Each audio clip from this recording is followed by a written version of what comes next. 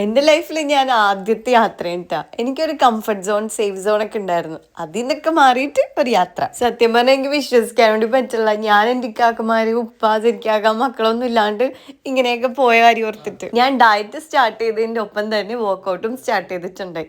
അപ്പം അവിടെയുള്ള എൻ്റെ ജിമ്മേറ്റ്സ് ആണ് കേട്ടോ ഇവരൊക്കെ.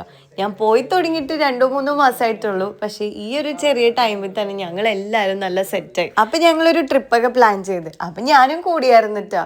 കാരണം ഞാൻ എൻ്റെ ഫ്രണ്ട്സിനായിട്ട് ഗേൾസ് ട്രിപ്പൊക്കെ പ്ലാൻ ചെയ്യാറുണ്ട്. പക്ഷേ പ്ലാനിങ് മാത്രമേ എടുക്കുള്ളൂ. ഒരു 10-12 വർഷമായിട്ട് ഞങ്ങൾ നിരന്തരം പ്ലാനിങ് ആണ്. ഇതുവരെ ഒന്നും ആയിട്ടില്ല. പക്ഷേ ഇതും അങ്ങനെ തന്നെ ആയിരിക്കും എന്നാണ് വിചാരിച്ചത്. പക്ഷേ ഉണ്ടല്ല, ഞങ്ങളുടെ കൂടെ ഉള്ളവർ നല്ല സ്ട്രോങ് ആയിരുന്നു.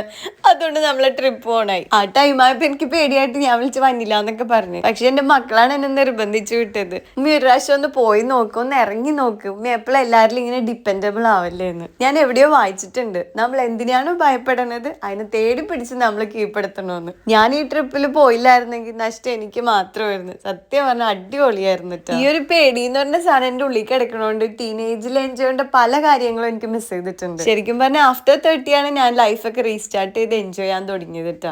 ഞാൻ ഇത് പറഞ്ഞപ്പോൾ എൻ്റെ കൂടെ ഉള്ളവർ പറഞ്ഞ് ആഫ്റ്റർ 30 അല്ല ആഫ്റ്റർ 40 ആണെന്ന്. ഇതിൽ നിന്നൊരു കാര്യം മനസ്സിലായത്, ഏജ് ഡസൻറ്റ് മാറ്റർ.